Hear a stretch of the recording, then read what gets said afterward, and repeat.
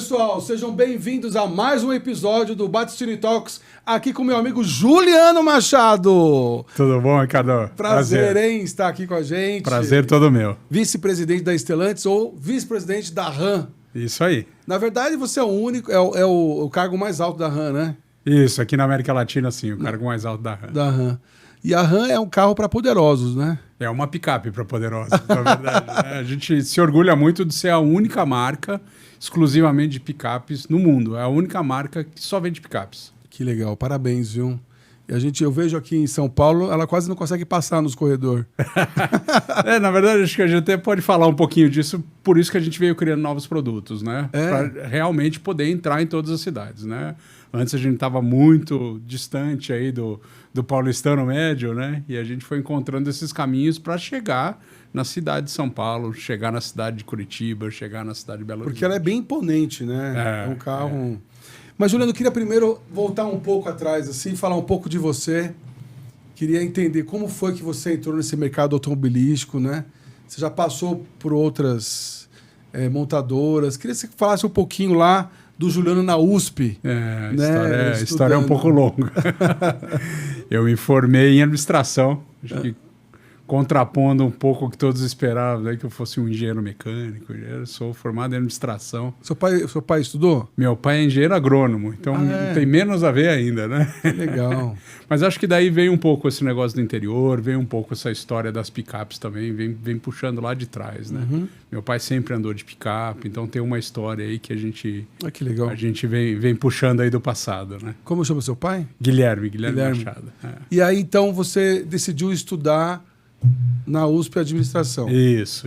E aí você se formou e você foi para onde? Eu me formei em 2000, final de 2000 me formei, então já faz 20 e poucos anos aí. Uhum. Eu comecei a trabalhar numa empresa de software em Limeira, interior de São Paulo. Ah, você é do interior? Eu sou do interior, sou nascido em Ribeirão Preto. Ah, é? E criado em Piracicaba, interior de São Paulo. Então, fui trabalhar em Limeira, numa empresa de software que era... da época do grupo TRW, na antiga Freios Varga. Uhum. Aí talvez aí também venha um pouco essa ligação do automóvel, mas a ideia era começar a aprender um pouquinho daquele mundo onde a internet estava explodindo, onde os sistemas estavam começando a acontecer, né? Quando a gente fala de tecnologia hoje, era mais tecnologia rústico, 20 anos atrás era mais rústico, né? Então foi o começo disso tudo. Eu trabalhava como numa área de planejamento de um software de gestão de estoques, gestão de supply chain, né? Então foi esse o começo. Fiquei muito pouco tempo lá e acabei vendo um anúncio no jornal, no estado de São Paulo, procurando trainee por uma empresa de automóveis. Falei, poxa, essa é minha chance. Teve uma época que a gente procurava os empregos no jornal mesmo. Estadão, né? Isso aí. Era no Estadão. Pegava o caderno do Estadão e olhava. De domingo. Isso aí.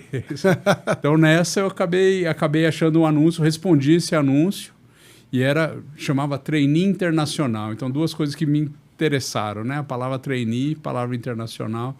A história do automóvel ainda não era uma coisa tão importante naquele momento, né? Respondi e era por um programa de trainee da Peugeot Citroën, do grupo PSA, Sim. que estava se fortalecendo no Brasil, né? Estamos falando aí de 2001. Então, era um grupo que estava lançando fábrica no Brasil, começando a produzir. Eles faziam aquele carro bombadinho, né? Com os olhinhos para fora. Isso, 206, né? Tinha os Citroëns, estavam começando, Sara Picasso, né? Então, foi nessa época aí que eu comecei no automóvel. Que legal. Eu entrei como trainee, fiquei 1 ano como trainee aqui no Brasil, e daí eles me mandaram para Paris, para a França, na sede da empresa, né? Onde eu deveria continuar esse meu programa aí de Mas você já falava o francês e o inglês? Então, falava inglês. Eu morei nos Estados Unidos no colegial, então eu falava inglês. Ah, você fez a high school? Eu fiz o 3º colegial lá, né? O último ano do colegial no intercâmbio. Morei em Oregon, do lado leste, né? Do lado oeste dos Estados Unidos. E depois, durante a faculdade, eu tive a oportunidade de estudar 3 meses na França. Nesses 3 meses eu aprendi o básico do francês, né? Então eu fiz uma entrevista, a minha primeira entrevista era uma redação em francês. Falei, meu Deus, eu nunca escrevi nada em francês, né? Dei uma enganada lá, eu acho que os outros foram muito piores do que eu, né? Então eu acabei passando. Você lembra o tema? Agora eu fiquei curioso. Não lembro o tema, não lembro o tema. Mas era em francês, isso eu lembro, foi suado. E daí fui aprendendo na marra, né? Sempre gostei muito de estudar, sempre gostei de buscar novas informações. E nessa veio um pouco do francês também. Que legal, você é um estudioso mesmo. Eu acho que já fui melhor, viu? Mas ainda estudo bastante. E os seus dois filhos puxaram você? Puxaram. Gostam de estudar? Gosto. Acho que gostam mais do que eu gostava, na verdade. São muito dedicados, os dois estudam muito, vão super bem. Os dois são... Qual a idade deles? Minha filha tem 16, meu filho tem 13. E os dois se destacam na escola, vão super bem, então bastante orgulho disso. Que bacana. É muito legal. Aí você fez como fala? Sorbonne. Sorbonne, Isso. Na verdade, eu fui então nesse programa, né? E acabei ficando lá por 4 anos. Durante esses 4 anos, 2 anos eu estava solteiro, 2 casado, né? A gente se casou, eu e minha esposa nos casamos no meio do caminho, né? A gente já era namorado aqui no Brasil e a gente casou. E nesses 2 anos que eu estava mais sozinho, mais solitário, lá tinha mais tempo, eu acabei roubando um mestrado lá. Eu fui fazer um mestrado em marketing na Universidade de Paris, na Sorbonne, isso, durante 2 anos e pouquinho. Que legal, hein? Então me formei aí um pouco antes de voltar para o Brasil. E o que te atraiu assim para fazer marketing? Eu sempre gostei de marketing, da comunicação, da publicidade, da possibilidade de você contar histórias, né? Então, acho que foi isso que sempre me atraiu. Quando eu cheguei lá, a minha primeira função era trabalhar com 7 países. Eu que mal falava francês, né? Falava inglês já, mas mal falava francês. Cheguei lá e tinha que trabalhar com 7 países, né? Eu era o responsável dos sites internet da marca Peugeot, lá para a Europa, naquele mundo. Daí vem esse passado da tecnologia que eu tinha vivido durante alguns poucos meses, né? Então, tentando juntar um pouco isso.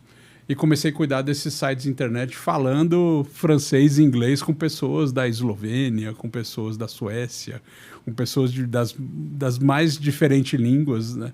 Com uma equipe muito grande. A gente tinha uma equipe de 80 pessoas lá, de várias nacionalidades. Lembrando, a internet era uma coisa muito nova. Sim. Ninguém entendia nada. Quando falava, tem que fazer uma interface de um site com outro site... Ninguém sabia, era tudo meio experimental ainda naquela época, né? Sim. Então foi uma grande aventura, assim, fui aprendendo e estudando ao mesmo tempo, né? Que legal. Eu acabei fazendo uma tese sobre marketing multicanais, né? Que é uma coisa que hoje o pessoal fala de omnichannel, dessas coisas. Mas naquela época eram multicanais, não tinha os termos, né? Poxa, então, você estava além do seu tempo, né? Eu acho que eram coisas que a gente ia pegando e lendo, entendendo no dia a dia. E a gente olhava aquilo muito como um futuro do que poderia acontecer, né? A gente criou um site que na época chamava My Peugeot, que era um site onde você poderia buscar, por exemplo, os recalls do seu carro. Coisa que anos depois veio a se tornar uma obrigação legal, né? Na maioria dos países. Sim, mas por lei, né?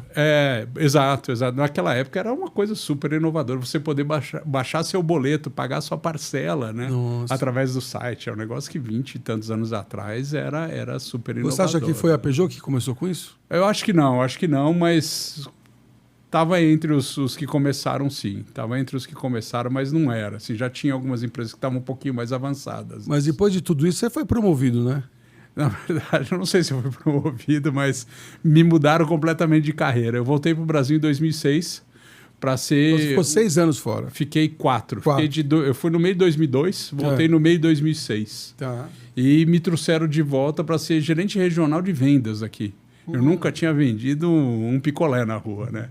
E eu vim tomar conta de uma região que fazia parte desse percurso formativo, né? De futuros dirigentes, tal, da empresa, que você teria que passar nessas áreas. Então eu fui para Brasília, fui cuidar Já era casado ou não? Já era casado, minha esposa ficou trabalhando em São Paulo, 2 anos de casado, eu lá, ela aqui. Então a gente viveu a vida de ponte aérea aí durante um tempo, durante 2 anos praticamente, cuidando do Centro-Oeste e Nordeste.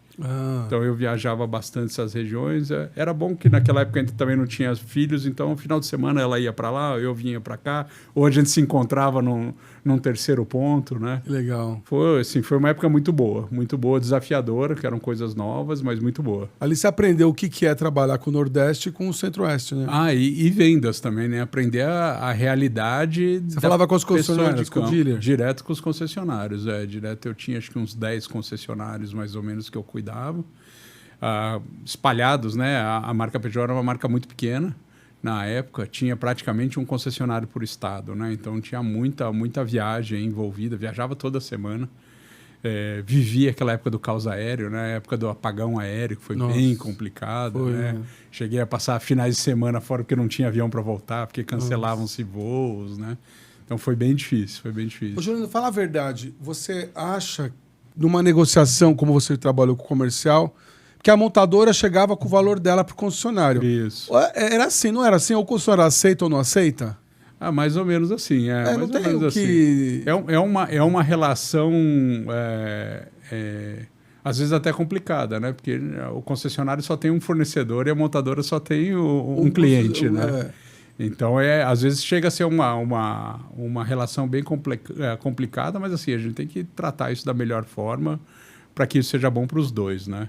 Eu sempre gostei muito dessa relação ganha-ganha, sempre lutei por isso, né? Então, acho que é uma coisa que funciona. Então, desde lá, você já se relacionava com pessoas, assim, endinheiradas, né? Pessoas importantes, porque Sim. Hoje um dono de concessionária... Muitos deles já são grandes empresários. São grandes empresários, são né? Donos de grupos, vários deles, várias marcas, né? Vários negócios, não só automóvel. Hoje está muito mais forte, né? Exato. Isso concentrou na mão de poucos, né? Na verdade, veio concentrando, um veio comprando o outro, fundindo. Hoje está mais Alguns ainda. quebraram pelo caminho, né? Sim. Então só sobraram realmente os fortes, né? Quem está hoje nesse negócio são grupos muito fortes. É para os fortes, né? Exato. É isso aí. E organizados, né? Não basta ter dinheiro, precisa ser organizado. Aí você ficou na Citroën, Peugeot, quantos anos? Eu fiquei de 2001, quando eu entrei, até 2010. Saí no comecinho de 2011. E foi para onde? Eu fui para Renault Nissan. Então eu fui para Renault, na verdade. Nossa, né? De francês para japonês. De francês, mas eu estava mais do lado francês. Eu continuei do lado Renault, né? A Renault. Então eu fui cuidar de veículos utilitários, que também era um outro desafio, né? Embora a gente tivesse alguns lá na Peugeot e na Citroën, não tinha tanta força naquela época, né? Esse negócio. E a Renault investia muito nesse mundo, né?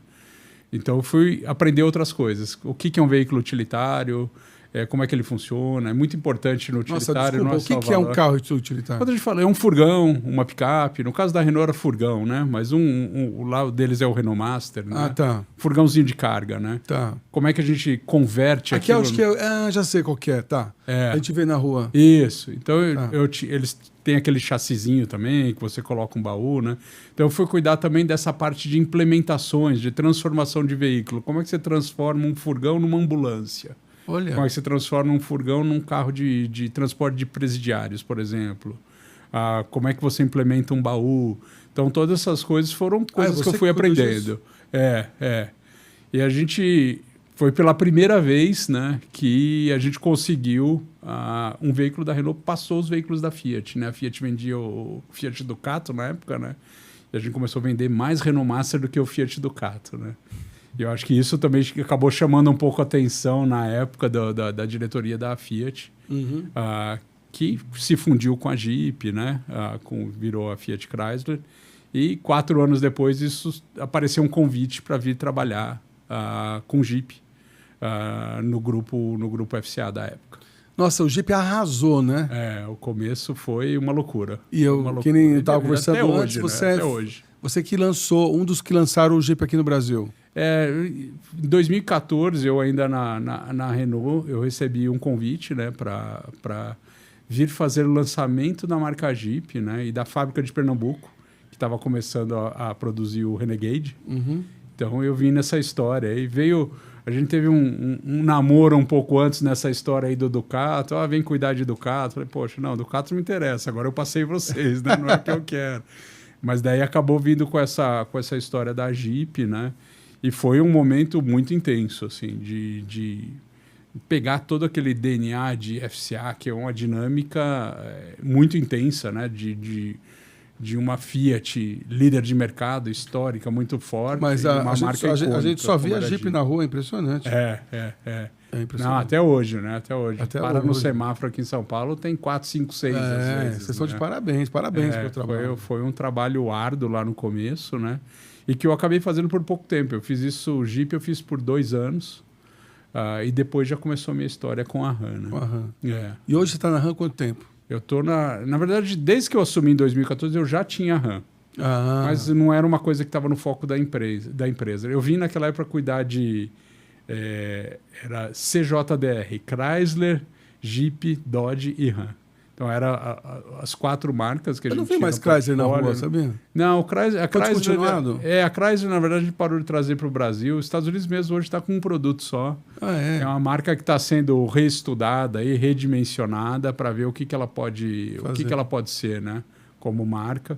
E a mesma coisa a Dodge. A gente tinha Dodge Journey aqui, o Dodge Durango, né? Que a gente trazia. O Durango, eu lembro. Nossa, enorme. E a marca está mudando mais para esses carros de performance e tal. Então... é uma coisa também que a gente está reestudando para um futuro aí. E acabou que você ficou fazendo sua carreira na indústria automobilística, né? Pois é. Acabou... Um pouco improvável. E assim, o que te motivou a continuar? Na verdade, a indústria automotiva traz muitos desafios. Assim, eu gosto desses desafios, gosto de coisas novas, né? E ela me permitiu conhecer o mundo, viajar o mundo, aprender línguas, trabalhar com pessoas mais diversas possíveis, né?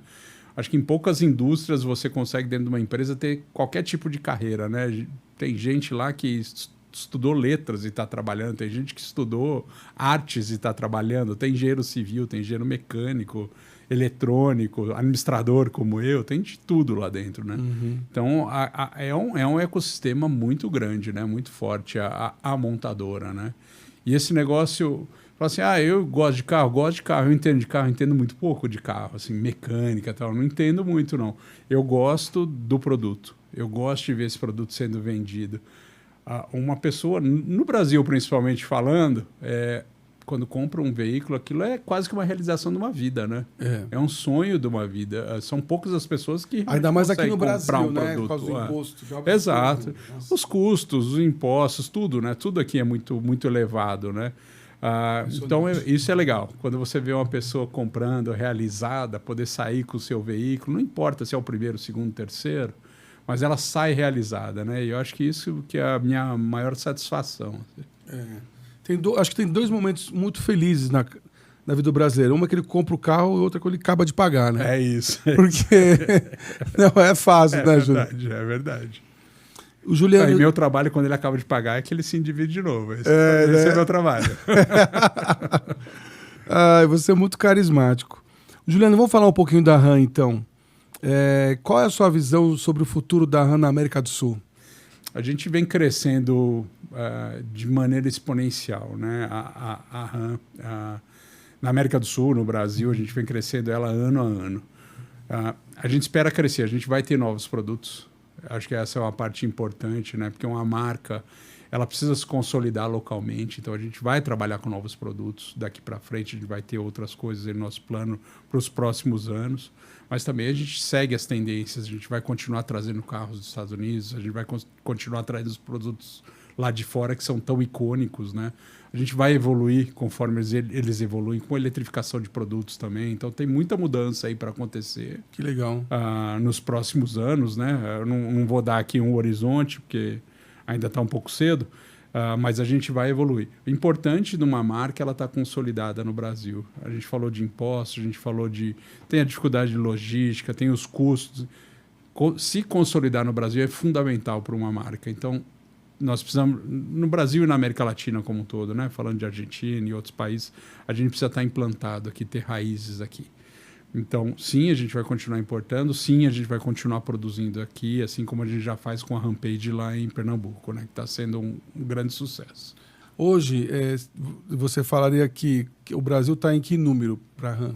Hoje, quando a gente pega as vendas globais, né, tirando a América do Norte, então tirando do México para cima, em México, Estados Unidos e Canadá, o Brasil já é o 4º país. Quarto?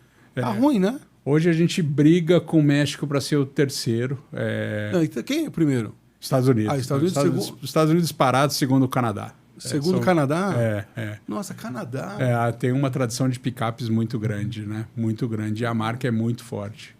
Então, esse ano a gente já deve encerrar na frente do México. A gente já passa a ser o 3º país. É mesmo, o que dá uma relevância bem grande. Agora você não pode torcer para ninguém, né?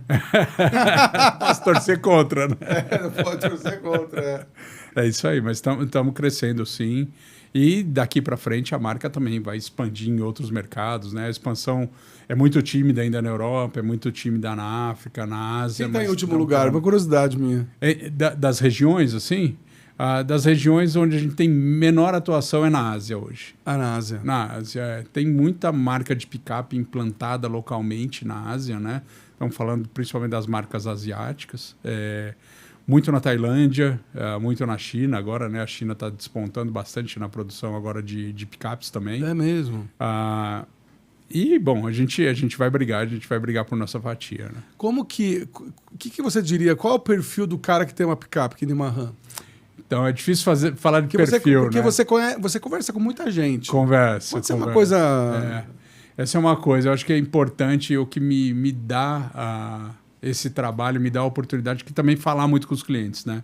Eu me relaciono diretamente com os clientes, com muitos deles. Claro que não dá para falar com todo mundo, né? A gente vê 2.500 carros por mês, não dá para falar com todo mundo. Mas a gente se relaciona bastante com o cliente.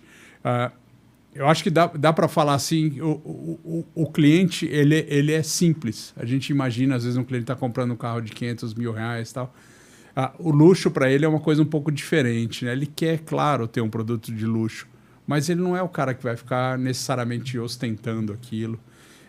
Aquilo é como se fosse um presente para ele mesmo, né? Ele comprou um veículo de 500 mil reais que é fruto do suor dele, fruto do trabalho dele. E ele valoriza isso, né? Eu tenho clientes aí com muito dinheiro, obviamente, principalmente aí no mundo do agronegócio, né? E quando você fala, poxa, eu já tive tudo. Eu vou com o meu jato para a Europa, mas o melhor carro que eu tive foi uma Ram. Então isso é muito bacana, né? Ele está comparando com o avião dele que ele voa para Paris. Pois é. Um veículo que é muito mais barato. Você já ouviu essa frase? Já. Então, assim... A gente compete com supercarros em alguns mercados, né? Você vai lá para o Mato Grosso, você vai para o sul do Maranhão, para aquela região, né, que é o famoso Matopiba, né? O Maranhão, Tocantins, Piauí, Bahia, que é a região que produz hoje, onde está o verdadeiro dinheiro do Brasil de hoje em dia, né? São pessoas simples, são pessoas que muitos deles migraram do Rio Grande do Sul, do Paraná, de Santa Catarina, né? Então, às vezes ainda na primeira geração, na segunda geração do negócio, né? Então, eles geram muita renda, mas eles guardam a simplicidade dentro deles. Então, isso é muito legal, né? Muito. São pessoas que, às vezes, podemos falar que até são bilionários, mas você manda um WhatsApp e ele te liga de volta. Nossa. Então, isso, se a gente pegar no nosso mundo aqui, São Paulo, grandes cidades, é mais difícil de acontecer. Mais difícil, né? Então, isso é muito legal. São pessoas simples que se orgulham daquilo que elas fizeram, do que elas vêm construindo. Sensacional. A Ram, ela entrega a tecnologia? Entrega. A gente trabalha com alguns pilares, né? E um deles é a tecnologia. A gente sempre tem que... Para ter um carro, eu preciso ter alguns itens. E tecnologia, seja de segurança passiva e ativa. Não, porque quando você fala agro, você vê uma coisa mais rústica, né? Sim. Não, mas o agro hoje é chique, né? Chique. O agro é elegante. O agro, eu vou até talvez falar uma besteira aqui, mas o agro está muito mais tecnológico do que as cidades hoje, né? Por quê? Você vai ter pulverização de inseticida, de veneno, etc., numa lavoura. Você vai fazer fertilizante. Tudo isso é muito caro. Sim. Então, você tem que ter agricultura de precisão. Você vai pingar só naquele lugar que realmente precisa. Se aquele espaço do solo não está precisando de fertilizante, você não vai colocar. Então, o cara da fazenda, né, que a gente achava que era meio brucutu e tal, é um cara que está super antenado na tecnologia, né? Ele está sabendo o maquinário que ele tem, que é de último tipo, ele está de olho na BMF lá para ver a cotação, Ele está antenado, tudo que acontece. Então é um cara que precisa da tecnologia, né? É um cara que vai parear o telefone dele com a tela da RAM lá para ficar olhando a cotação da bolsa, né? Então a gente entrega muita tecnologia também de segurança, né? Que é importantíssimo hoje, né? A gente tem clientes de novo, né? Falando com clientes. Outro dia eu estava conversando com um cliente e ele falou, pô, atropelei uma paca na estrada à noite, né? Uma paca é quase que um cavalo, né? Um pônei. Ele falou, estava andando rápido na estrada à noite, peguei e matei o bicho. Bateu, ele falou, não aconteceu nada comigo. Segurança do carro, segurança passiva, disparou o airbag, aquela história toda, né? A gente tem um sistema de conectividade, quando você tem um acidente, por exemplo, ele já liga para uma central e já conversa com a central. Então, assim, como tem todos os carros premium. Isso é uma assinatura, né, que ele tem que fazer? Isso, a gente oferece o primeiro ano, que é bem interessante, porque fica com uma degustação, né? E daí depois, se ele quiser continuar, ele assina. Que legal. Isso é bom. É. Como que a RAM, Juliano, ela se diferencia das outras marcas no mercado de picapes?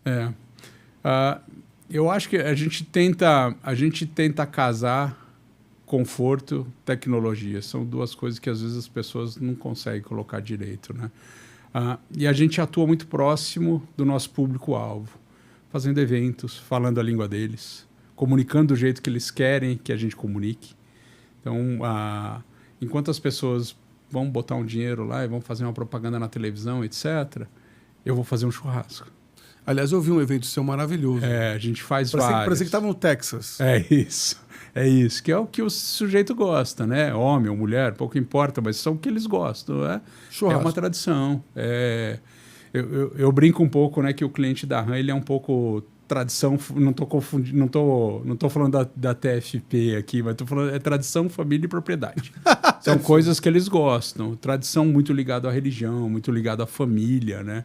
A própria família e propriedade, que são as propriedades, as conquistas, né? Que legal. Então, é um pilar que não vai errar muito. O cliente da RAM, seja da Rampage ou seja das maiores, da 1500, 2500, 3500, está nesse caminho. A top qual que é? É a 3500, a 3500 Longhorn. O que ela tem de diferencial? Na verdade, é uma picape que puxa até 9 toneladas.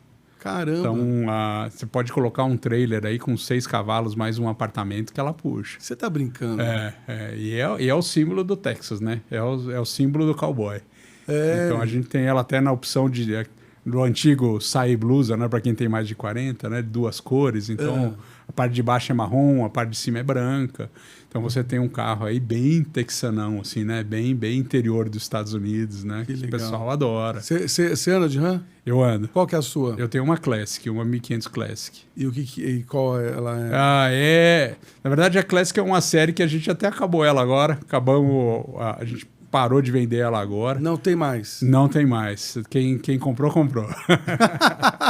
Mas é um veículo grande, né? De quase 6 metros. A também, sua é com né? caçamba? Caçamba. Não, porque tem as sem caçamba, né? Não, na verdade, todas têm caçamba. Na verdade, você tem a opção de ter uma capota marítima que você fecha a sua caçamba, ou uma capota elétrica também. São 2 cabines. Isso. Cabine dupla, a gente chama. É isso aí. Mas eu ando aqui em São Paulo todo dia, então... Normal. Acostumado. Imagina. Seu prédio deve ter uma altura grande, né? Tem. Ainda bem. Hoje a RAM tem quantas cores? Você sabe que é uma coisa que eu não pesquisei? A gente trabalha entre 6 e 8 cores, depende da versão. Mas a Rampage tem 8, depois as importadas estão trabalhando com 6. Qual que é a cor mais sai, sabe? Hoje os clientes gostam. Na Rampage, o que mais sai é preto e prata, preto e cinza, que é o que mais é a paleta de cores da rua, né, de São Paulo. E as outras, as maiores, é branco que mais vende. Branco é quase 40% do volume. Nossa, é bastante. Né? É bastante. Interessante, deve ter alguma razão, né?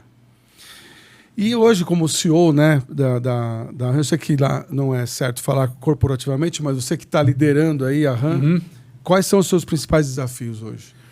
O meu desafio, na verdade, é tornar esse crescimento da marca uma coisa perene e saudável. Eu digo porque perene, porque eu ainda preciso crescer um pouco mais. E saudável que eu não entendi. O saudável desse negócio, eu preciso chegar num desafio entre o market share e a rentabilidade.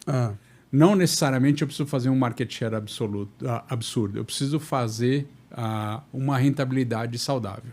Então, acho que é esse o trabalho com todos esses desafios de Brasil, né? Com esse desafio de Brasil, que muda imposto, que muda preço do aço, que tem cotação de dólar e euro que sobe e desce.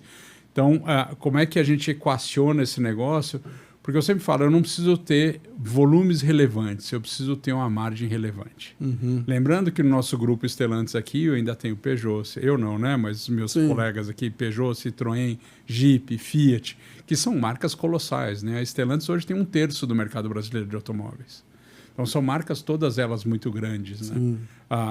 Então, eu preciso ter essa minha estratégia, que ela não tem nada a ver com a de Jeep, não tem nada a ver com a de Fiat. Então, share relevante e uma rentabilidade relevante. Quando eu tiver o equilíbrio disso, eu estou tranquilo. Porque daí eu posso ir lançar novos produtos, eu posso pedir novos investimentos, eu posso pedir novas campanhas de marketing, etc. Entendi. Agora está falando muito, né, Juliano? Você sabe disso, essa questão da sustentabilidade. Sim. Está falando muito essa questão da sustentabilidade. E eu queria saber como que está isso ligado à estratégia da RAM. Nós estamos com um trabalho aí de... Até então, a Rampage, ela já vem com motores menores, né? Motores muito mais modernos, muito mais econômicos, né? Tanto no diesel como na gasolina. Ainda não tem uma eletrificação. Pode ser um passo aí para o futuro, que a gente está trabalhando e sonhando aí como fazer isso. Nos carros importados que tinham motor V8 até então, ou diesel 6.7, a gente está retrabalhando a questão dos motores V8 nesse primeiro momento, para um motor um pouco mais eficiente, né? Em termos de consumo, em termos de emissões, e também em termos de potência. Ele vai ficar mais potente num motor menor. Então, isso é bem interessante também. Que legal. Você pode falar alguma coisa sobre... Bom, você já falou que não ia falar, mas vou perguntar. É a resposta padrão. É a resposta padrão. Eu sei que você vai fugir, viu, gente? Mas eu queria saber sobre os novos modelos e as inovações tecnológicas. Fala dele. Nós vamos ter um novo modelo aí chegando muito em breve, na 1500. Então, a gente vai ter uma 1500 em breve aí que vai chegar. Você fala breve, outubro, novembro, dezembro? É esse ano ainda, esse ano. Esse ano que a gente vai tá trabalhando, divulgando aí daqui um pouquinho mais. E a gente também está trabalhando em outras coisas para a gente tentar, como eu disse, fincar nosso pé um pouco mais aqui na América Latina, né? Então também temos um trabalho nesse sentido. Caiu no gosto do brasileiro esses carros grandes, né? Caiu. Eu costumo dizer que a picape é quase que o novo SUV, né? Eu também sinto isso. O que é legal da picape, né? Muitas pessoas falam, poxa, mas eu preciso disso. A pessoa precisa disso uma vez que ela começa a usar. Porque quando você começa a usar, você fala, poxa, antes eu montava aquela tralha toda atrás do meu SUV para pendurar minha bicicleta, dos meus filhos, da minha esposa. Pois é. Quando ele tem uma caminhonete, é só ele pôr lá dentro, né? Ele já economizou da pedalada dele, já economizou 45 minutos aí, né? Porque ele já é pôr e sair. E transportar coisas, fazer várias coisas, né? Assim, eu andando de picape aqui, estou super feliz. Dá para fazer tudo no carro. E muito mais. Eu não quero cometer nenhuma gafe aqui, mesmo porque eu não sou especialista em carro, hein, gente? Mas, assim, você não acha que uma RAM ela está do mesmo tamanho de uma Range Rover? Eu acho que sim, sim. Ela parece aquela coisa da robustez, eu estou dizendo. Sim. Não, é o mesmo tamanho. Guardadas as devidas proporções aí, tanto da RAM como, né? Isso. Mas eu acho que tem essa... Não, tem. A gente teve vários clientes que vieram de uma Range Rover, por exemplo, né? Que acabaram achando a RAM mais adaptada para o ambiente deles lá. Você pegar o Mato Grosso do Sul, né? Tocantins mesmo, né? Às vezes as pessoas falam, poxa, é legal, vou para uma picape porque em termos de tecnologia, conforto, ela me oferece a mesma coisa. Sim. Então acabaram virou um carro super confortável que também tem a caçamba, né? A caçamba é uma coisa super importante nessa hora, né? Para eles, né? Para transporte de tudo, né? Para transporte, e vale para o dia de semana, e vale para o fim de semana, vale para tudo. Sim. Quais são as características que você considera essencial para hoje você ser esse líder dentro do setor automobilismo?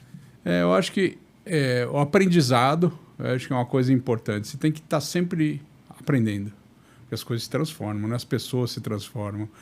Quando eu entrei, estava era todo mundo mais velho que eu, né? Hoje, quase todo mundo mais novo que eu. Então, como é que a gente... Já virou o tio Suquita. É, isso aí, cara. Quase o tio Suquita. Só de lembrar do tio Suquita já entrega a idade. Né? Mas... Tem gente que eu falo e não sabe o que é. Pois é.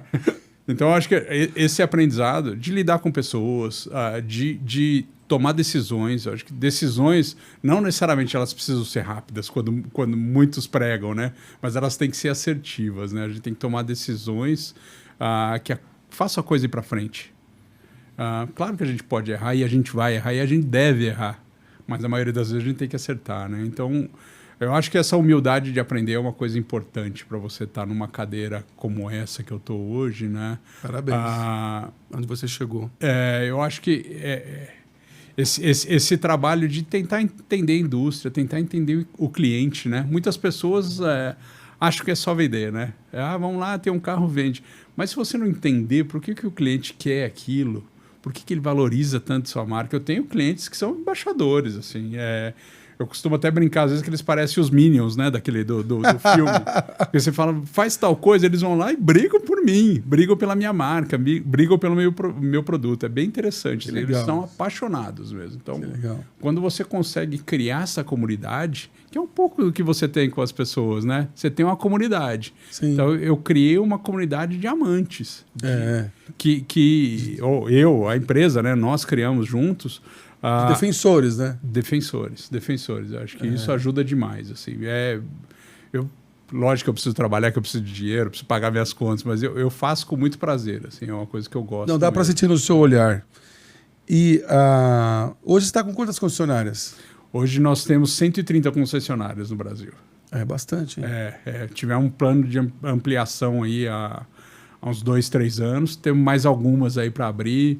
Acho que até o final do ano, 140 lojas, mais ou menos, a gente vai ter pelo Brasil, né? Tem 4 delas que a gente chamou de Han Houses. São lojas que a gente trabalhou pessoalmente para elas ficarem ainda mais bonitas, né? São lojas exclusivas. Várias delas a gente divide com a Jeep, né?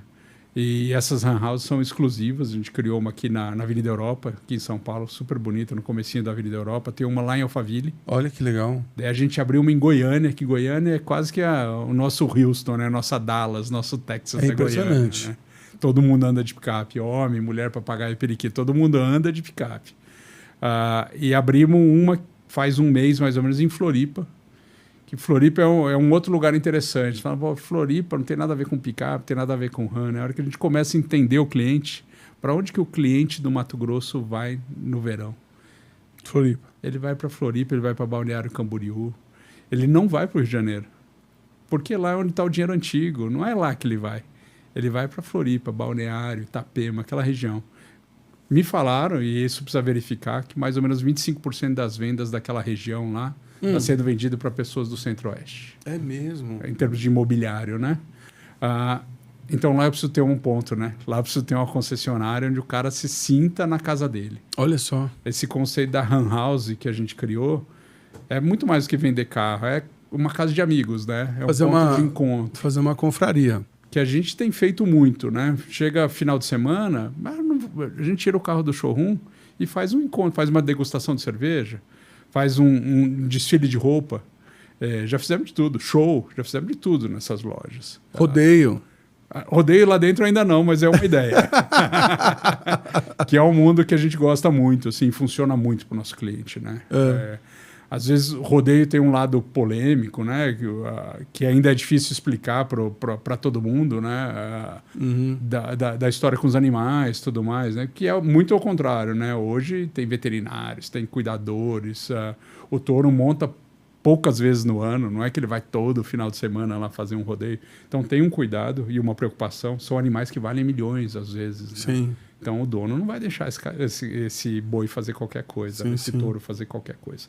Então, a gente está bem penetrado nesse mundo, a gente trabalha muito próximo deles também, seja cavalo, seja touro, a gente participa muito das provas equestres, né? Que legal. Do polo, a gente está aqui com um time em polo, aqui no Elvete aqui também.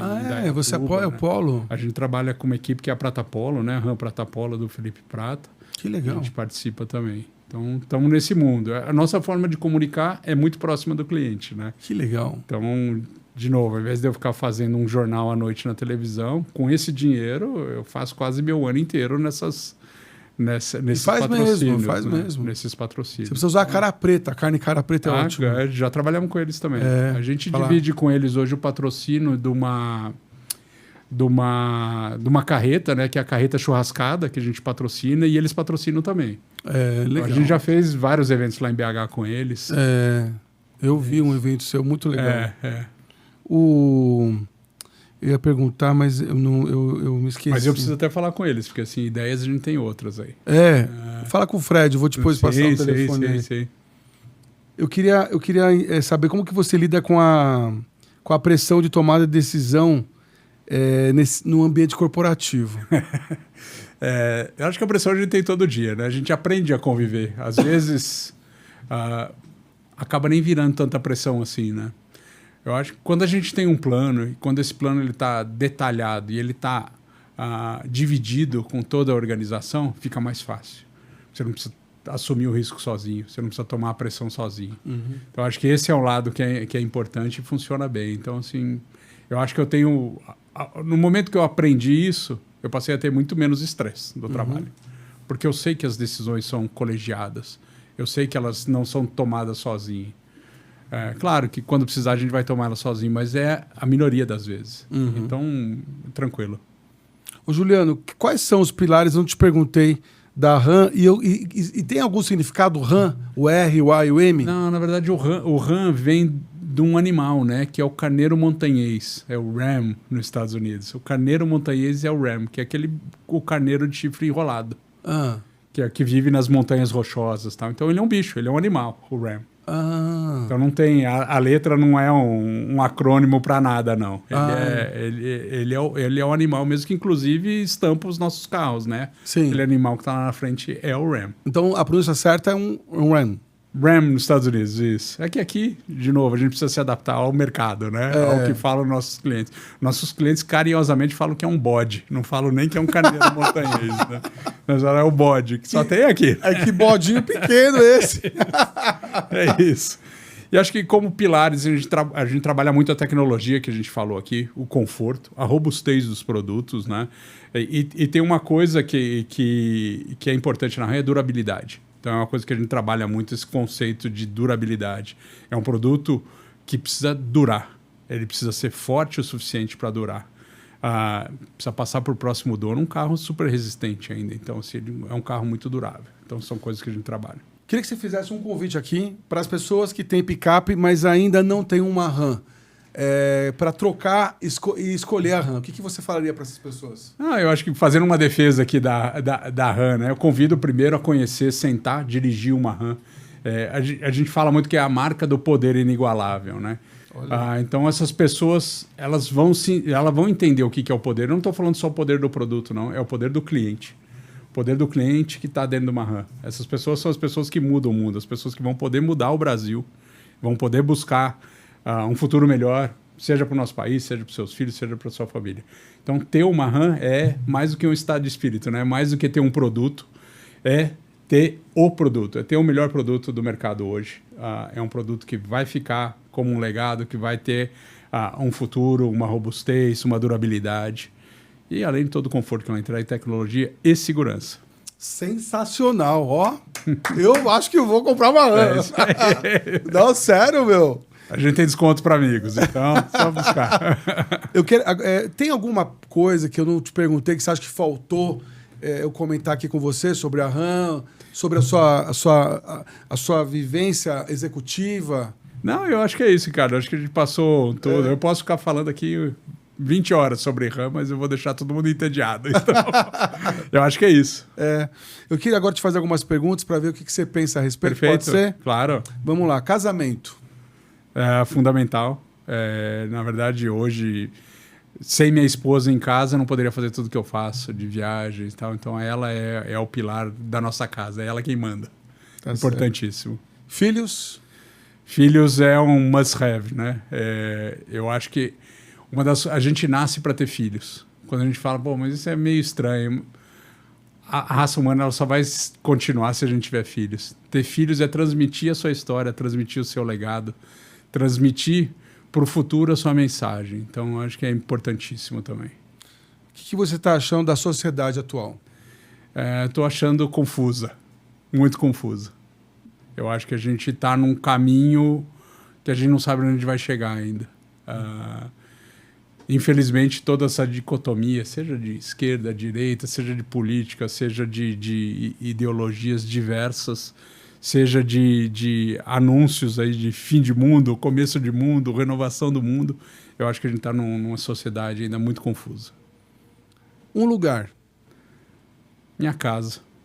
Sensacional. Minha casa. Para quem viaja muito que nem você, né? Fundamental. É um alento. Mas você me transmite uma serenidade. Agradeço. É verdade. Você Agradeço. tem assim, uma coisa muito boa, viu? Uma aura muito boa. Um desprezo. Você Violência. tem Violência. Eu acho que é a coisa que mais... hoje que mais me apavora nesse país como um todo. Quando a gente vê lá fora... As pessoas falam em violência, vocês não têm ideia do que é violência, né? Quando a gente chega aqui e você tem medo de tudo, tem medo de sair na rua, tem medo que seus filhos saiam à noite ou que vão no shopping sozinho, acho que isso é muito ruim, muito ruim. Mas quando você está de RAM, eu acho que você muda um pouco, né? Eu acho que quando a gente está de RAM, as pessoas têm medo da gente. Não, falando sério, agora sem puxação de saco, sem nada. Quando você está numa RAM, eu acho que você se sente mais seguro. Não, com certeza. O pessoal a gente se sente mais RAM? seguro. Blinda bastante. Também? Blinda bastante, sim. Mas eu acho que não precisa, olha, só um totozinho que você dá ali num cara que quer te assaltar. Exato. Mas eu não falo só da violência do trânsito, não. Eu falo da violência como um todo, né? Violência com as crianças, violência com as mulheres, violência de sequestro, de assalto, sim, de tudo. Não necessariamente só o trânsito, não, como um todo. Juliano, o que você não faria de novo? Eu acho que eu não tenho nenhum arrependimento, assim, não quero parecer piegas, não, mas acho que tudo faria que eu fiz bem. Talvez ter feito um curso de violão, alguma coisa que eu não fiz. É mesmo? Eu nunca me dediquei à música, por exemplo. É uma coisa que eu acho bonito. Sou péssimo cantando, eu gosto de ouvir música. Você gosta de ouvir? Eu gosto de ouvir música. Eu acho que de repente alguma coisa. Qual que é a sua trilha sonora que você mais gosta? De músicas?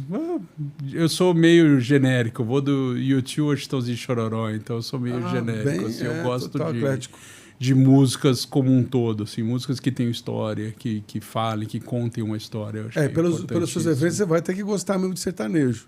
Não, eu gosto. A gente participa muito eu falo de Chitãozinho, mas eles são nossos embaixadores. São, aí, né? Que legal. Ando com os nossos carros, Chitãozinho e Chororó, são grandes parceiros nossos. Aí. Que legal. Vou colocar aqui no nosso podcast um fundo para você. Ótimo, perfeito. Pode colocar que eu gosto muito. Hoje está com quantos anos? Eu tenho 48, sou de 76. E o que você diria para o Juliano aos 30, se você se encontrasse agora com o Juliano aos 30 anos, o que você diria?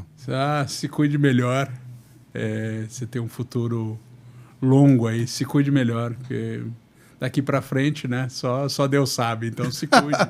É importante saúde, é importante cuidar da família, é importante manter as amizades, os relacionamentos, né? Eu acho que coisa que você faz tão bem. Como é que a gente faz isso para todo sempre, né? Como é que a gente envelhece bem? Como é que a gente chega lá na frente bem? Sim. Então, acho que esse é o recado. Se cuide. Juliano, eu queria agradecer a honrosa presença sua, te dar um presente aqui. Que legal. Nosso patrocinador, Le Creuset. Bacana. Tô com tá com essa aqui para você. Agradeço. Para sua esposa. Legal. Também queria agradecer a todo o pessoal da Pedra Forte, que está dando essa possibilidade de fazer o nosso podcast aqui. Muito obrigado. E já soube que no podcast a gente pode construir um prédio, né? Quem sabe um dia a gente constrói um prédio RAM. Vamos construir um prédio da RAM? Isso aí. Já pensou? Você vai fazer aquela coisa assim, colocar os dois boards. Os dois RAM. Valeu, Juliano. Valeu, obrigado. Obrigado, viu? Valeu. Obrigadão. Obrigado. Muito bom.